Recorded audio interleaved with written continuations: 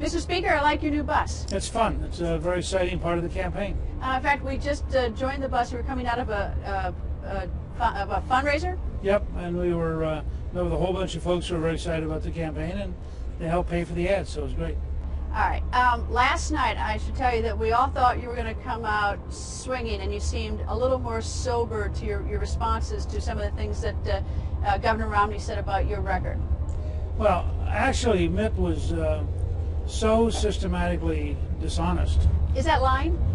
Well, I'll let you decide, but I mean, the easiest example is he said that he only voted for Tsongas in the Democratic primary because there was no Republican primary, and during the debate, Larry Sabato tweeted that that was baloney, that in fact George H.W. Bush and Pat Buchanan were on the very same day. Could he have just a faulty memory?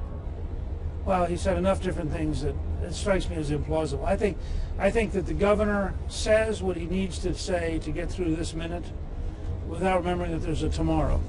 Well, the audience seemed to be not the same type of audience he had in South Carolina. The audience didn't seem to be with you so much last night. Oh, I think that was probably his base. I think he's had his state offices in Jacksonville. I think they probably did a pretty good job making sure their people were at the event. But that was fine. I mean, I don't mind. What stopped me was he would say things where I'd find myself standing there going, that can't be true. And he said it again and again. And in fact, by the time the debate was over, there were various fact checkers. You saw one of them live. Wolf Blitzer said to him, that is your ad. Your voice is on it. At another point, he talked about his investments being in a blind trust. And literally, by the time the debate was over, there was a fact checker who said, it's just not true. And so every time you turned around, there was a new falsehood from Romney. Do you think those falsehoods that you allege, I'll assume that they're true, are those resonating here in Florida? I mean, is it going to have an impact on the vote? I think it has an impact because the presidency is so important, and the ability of a president to lead the American people by telling the truth is so important, that if you begin to get a sense that this is a person who will say anything, do anything, make up anything, you really undermine your credibility as a potential president.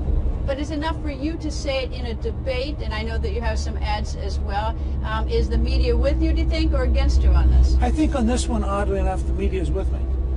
And the reason is I think the media is kind of amazed at the level of dishonesty. I mean, I've done 3 or 4 interviews today where people are going, how could he think he can get away with this? I mean, it'll be interesting to watch them when they go talk to Romney, because some of these are so factually, clearly false that it's very hard for him to claim anything except he just wasn't telling the truth. What's he like to you before the debate, during breaks, and after the debate? We're collegial. I mean, it's you've been a lawyer. It's a little bit like lawyers in the middle of a trial. Oh no, I mean, if I was mad at somebody, I was not collegial. I was not collegial. Believe me, if I thought someone was doing me wrong, I was not collegial. I would be in that person's face. No, I think you, and this is part of why I debate the way I do. I think you have to, as a potential president, maintain a standard of dignity, or people think you're not capable of being president. People want a sense of stability because the level of power we give presidents is so great that you want a sense that this is a person. It's a little bit like hiring a school bus driver. You don't want to hire the person who might take the bus off a cliff. You want to hire a person who's going to be safe with your children. Well, the president in that sense has 305 million people to be safe with. Well, you raised that sort of the safe issue. I guess let me take it a little bit further. One of the allegations against you is that you're, quote, erratic. And I know that Bob Dole has made that allegation. Why do you think he would say that? Oh, look, I think the Washington establishment is hyper. There's a new Wall Street Journal poll out that says I would beat Romney 52-39 nationally if it was a two-person race. I think the prospect of Gingrich actually becoming president for the old guard is horrifying. I mean, they're all comfortable, they're all set in their ways, they're all part of an establishment. I come along, I'm a genuine populist. I know enough about Washington to change it, and I'm distanced enough from Washington to change it, and I think they find that a nightmare. Are you anti-establishment candidate? Yes. Yes. Tom DeLay. This, by the way, is a pretty sick establishment. It could use some changing. Okay, we'll talk about that. Tom DeLay, who was the whip when you were Speaker, he's come out against you as well. Tom DeLay tried to engineer a coup against me when I was Speaker.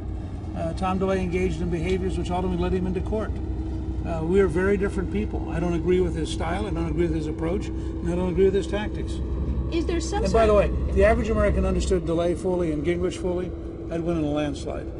It seems that there's a recent coordinated effort. All these people who worked with you have come out against you. It's almost like everyone, they got on the phone, they said, let's all do it today, rather than spread it out. Does it seem that way to you? Look, Romney has an enormous amount of money, and he is able to go out and organize a lot of things. And he has hired lots of lobbyists, which is the great irony. While attacking me falsely about Freddie Mac, he in fact is surrounded by Freddie Mac lobbyists. So he has lots of people to organize things. And if you get 3 or 4 parallel articles attacking me falsely about Reagan in the same morning, what you know is that's an orchestrated attack. That's the Romney machine doing its job. All right. Can you overcome that? Yeah, we're going to beat him. You beat him here in Florida? I think so. By how much? I have no idea. Polls are... One vote would be good, and I'd like more. Because it's winner take all, right here? Right. Either you get the 50 or you don't get the 50. Right. How important is Florida? Obviously, you want to win Florida, but is Florida, if you don't win Florida, is it catastrophic to your campaign? No. What's the path if you don't win? South Carolina would have been catastrophic. Florida, I want to win. I think we can win. I think we probably will win now. But if we come very, very close, the race will go on. And I think the more people know about how liberal he was in Massachusetts, and the more they learn about how little regard he has for the facts, the harder the race is going to be for him. I think this is going to get steadily worse, not better, from Romney's standpoint. It seems everyone's trying to hijack the word conservative. Everyone's trying to claim he's the true conservative. Tom DeLay says that you're not a conservative. First of all, tell me, define a conservative for me that we're all struggling to identify. Well, let's say somebody who believes in the Constitution, the Declaration of Independence, limited government, lower taxes, more private sector activity, stronger citizens and weaker bureaucrats would be a starting point. Strong national defense, a belief that there is danger in the world and you need to be strong enough to defend yourself would be another example. All I can report to you is I had a 90% American Conservative Union voting record for 20 years.